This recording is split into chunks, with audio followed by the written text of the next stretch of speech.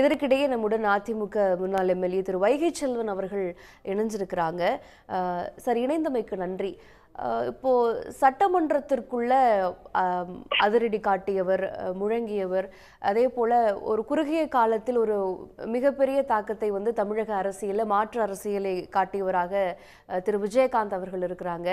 நீங்க அவர் அந்த அரசியல் பாணியை நீங்க எப்படி பார்க்குறீங்க? அவரோடு பயணித்த தருணமெல்லாம் நீங்க எப்படி பார்க்குறீங்க? வணக்கம்.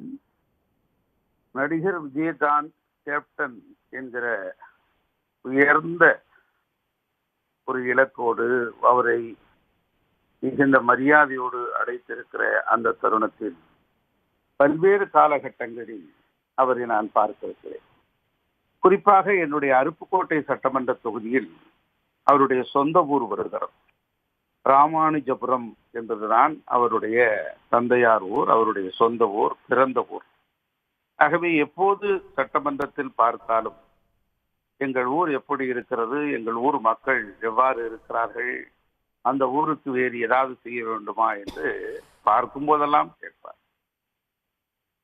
அடுத்தபடியாக அவர் எதிர்க்கட்சி தலைவராக இருந்த அந்த காலகட்டத்தில் தொடர்ந்து பல்வேறு கருத்துக்களை முன்வைத்திருக்கிறார். நான் பள்ளிக்கல்வி அமைச்சராக இருந்த காலகட்டத்தில் பல கேள்விகளை எழுப்பியிருக்கிறார், பதில் தந்திருக்கிறேன். திரும்பி துணை கேள்விகளும் எழுப்பியிருக்கிறார்.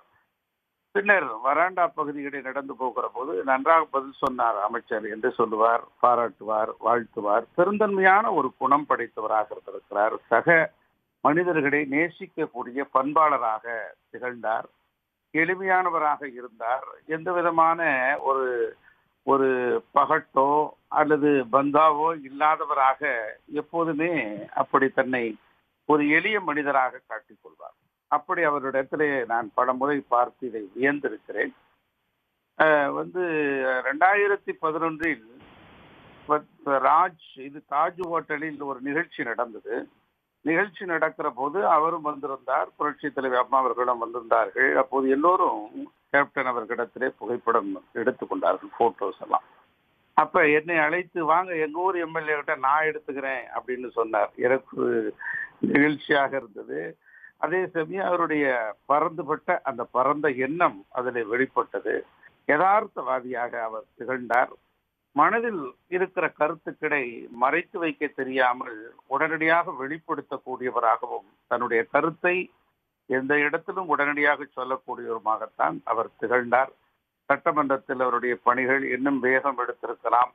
இன்னும் ஆக்கப்பூர்வமான பல்வேறு விவாதங்களை அவர் முன்வைத்திருக்கலாம். இன்னும் தொடர்ந்து அவர் தீவிரமாக அரசியல் கடத்திலே பணியாற்றி உடலையும் அவர் பேணி காத்திருந்தால் மிக உயர்ந்த இடத்திற்கு வந்திருக்கக்கூடிய வாய்ப்புகள் எல்லாம் காலம் அவருக்கு வழங்கியிருக்கும். உடல்நிலை குந்திய காரணத்தினால் அந்த வாய்ப்புகள் தவறவிட்டு விட்டார் என்றே எங்களுடைய கருத்து. சேர்ந்த அதிமுகவோடு சேர்ந்து அரசியல்ல அவர் பயணிக்கிறாரு. இப்ப எதிர்கட்சி தலைவராக வந்து அமர்கிறாரு. சில முரண்பாடுகள் நம்ம இயல்பாகவே அரசியல் இருக்கக்கூடிய முரண்பாடுகள்லாம் வந்தாலுமே கூட முன்னாள் முதலமைச்சர் ஜெயலலிதா அவர்களுக்கு வந்து எப்படி ஒரு பிடித்தமான நபராக விஜயகாந்த் அவர்கள் இருந்தாங்க, அவங்க எப்படி இவரை பார்த்தாங்க, இவருக்கு அவங்க மேல எந்த மாதிரியான மரியாதைகள்லாம் இருந்தது, அந்த அரசியலின் சுவாரஸ்யமான காலகட்டங்கள்லாம் எப்படி இருக்கும் சார்? தேசிய முற்போக்கு திராவிட கழகம் தொடங்கி ஒரு பரபரப்பான அரசியல் கடம் தொடங்கி அந்த காலகட்டத்திற்கு பிறகு 2011 அண்ணா திராவிட முன்னேற்ற கழகத்தோடு தேசிய முற்போக்கு திராவிட கழகம் கூட்டணி அமைத்தது. அந்த கூட்டணி அமைத்ததற்கு பிறகு 29 இடங்கள் சட்டமன்ற உறுப்பினர்களை வெற்றி பெற்றார்கள். அப்போது எதிர்க்கட்சி தலைவராக வந்தார்.